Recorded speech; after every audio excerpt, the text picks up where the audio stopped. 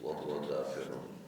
فأولئك حبطت أعمالهم في الدنيا والآخرة وأولئك أصحاب النار هم فيها خالدون إن الذين آمنوا والذين هاجروا وجاهدوا في سبيل الله أولئك يرجون رحمة الله والله غفور رحیم۔ سورہ بقرہ کی آیت نمبر 217 کا دوسرا حصہ ہے، اس میں مرتد کے احکامات ہیں، اور دوسری آیت 218 میں مسلمانوں کو تسلی ہے۔ وَمَن يَرْتَدِدْ مِنْكُمْ عَنْ دِينِهِ، پچھلی آیت میں ذکر تھا، پچھلے حصے میں ذکر تھا وَلَا يَزَالُونَ،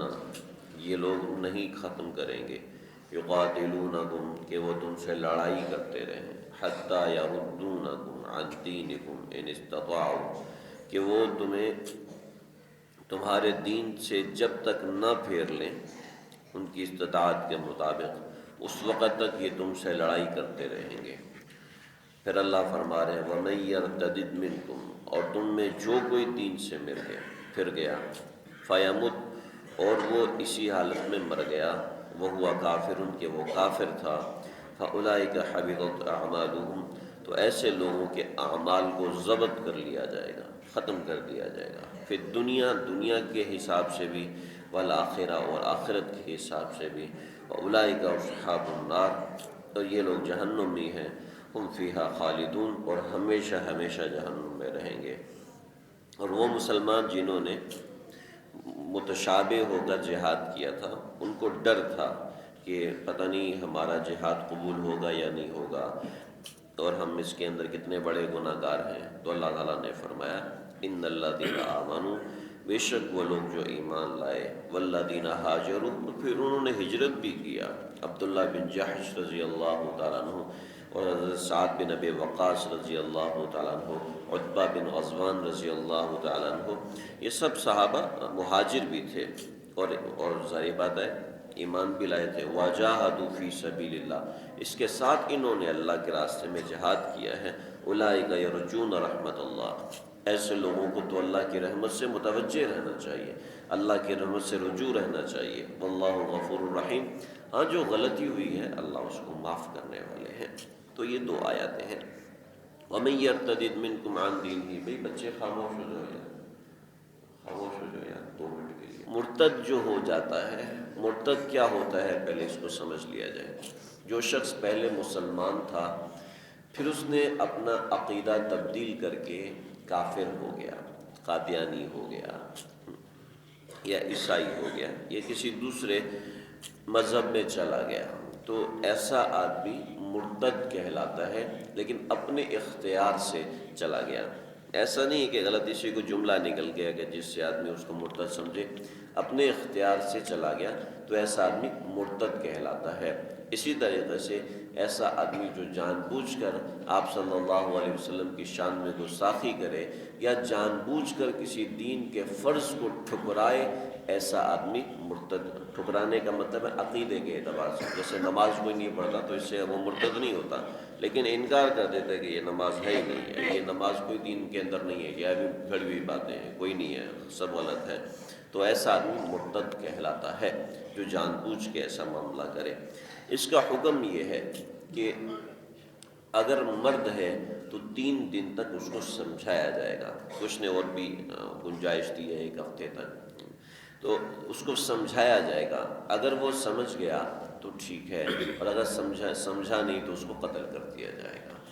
اسی طریقے سے اگر عورت ہے تو اس کو سمجھایا جائے گا، اگر وہ سمجھنے کو تیار نہ ہوئی، اور اگر وہ نہ سمجھی سمجھانے کے باوجود، تو اس کو پوری زندگی کے لیے قید کر دیا جائے گا۔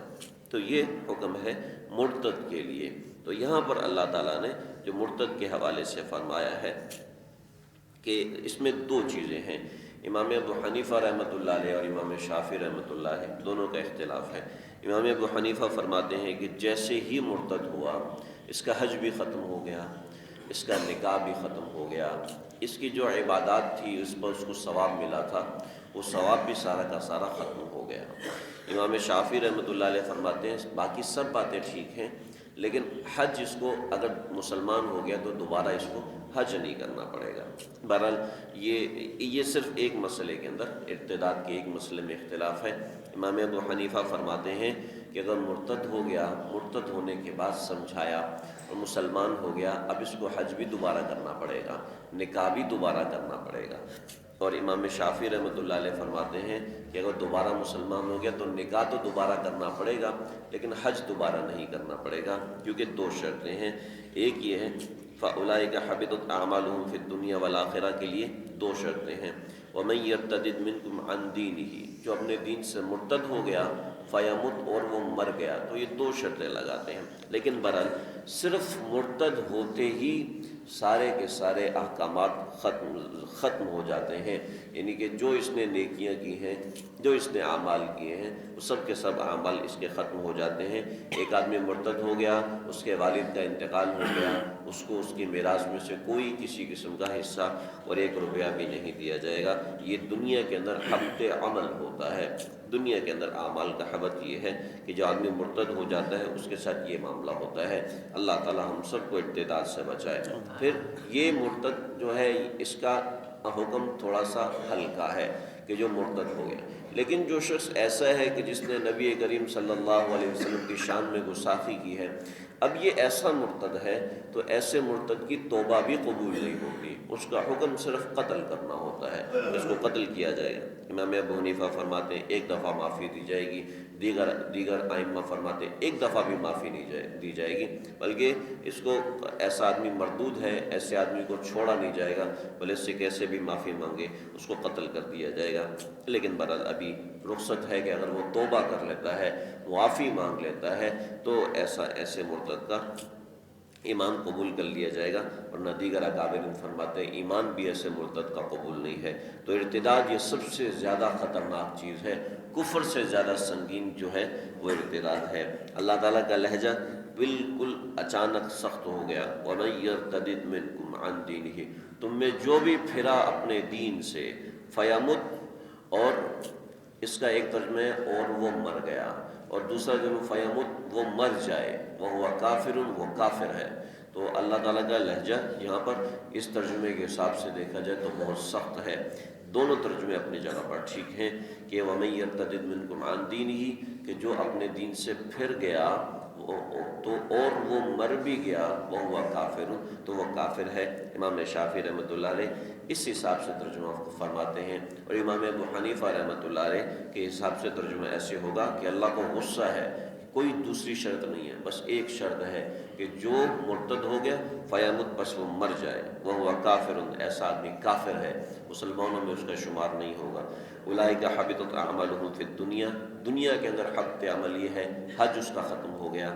نکاح اس کا ختم ہو گیا، وراثت اس کی ختم ہو گئی، یہ اس کا دنیا کا۔ والآخرہ، اور آخرت کے اندر کیا ہے اس کی تشریح اللہ نے خود فرما دی، فاولئک اصحاب النار، جہنم ہی ہے، ہم فیہا خالدون، اس میں ہمیشہ رہیں گے۔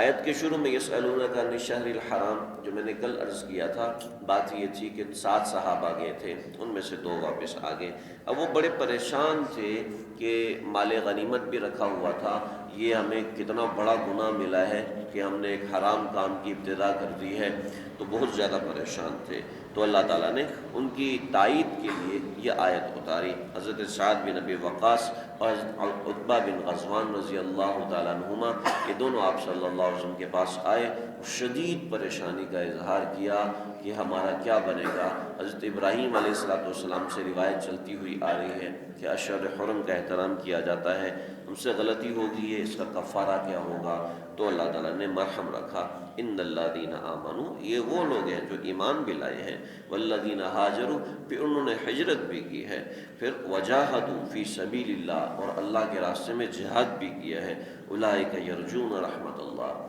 ایسے لوگوں کو اللہ کی رحمت سے امید رکھنی چاہیے، غضب سے امید نہیں رکھنی چاہیے۔ واللہ غفور الرحیم، ہاں جو بے اصولی ہوئی ہے اللہ اس کو معاف کرنے والے ہیں۔ چنانچہ حضرت عبداللہ بن جحش رضی اللہ تعالیٰ عنہ فرماتے ہیں کہ وہ جو مال غنیمت ہم نے لوٹا تھا، اس مال غنیمت کو ابھی تک رکھا ہوا تھا، جب یہ آیت نازل ہوئی تو مال غنیمت مکمل کا مکمل تقسیم کر دیا گیا، تقسیم کرنے کا طریقہ کار انشاءاللہ سورہ انفال کے اندر تفصیلی ذکر ہوگا۔ تو یہ آیت نمبر 217 کا دوسرا حصہ تھا، اور آیت نمبر 218 یہ تو ختم ہوئی۔ اللہ سمجھ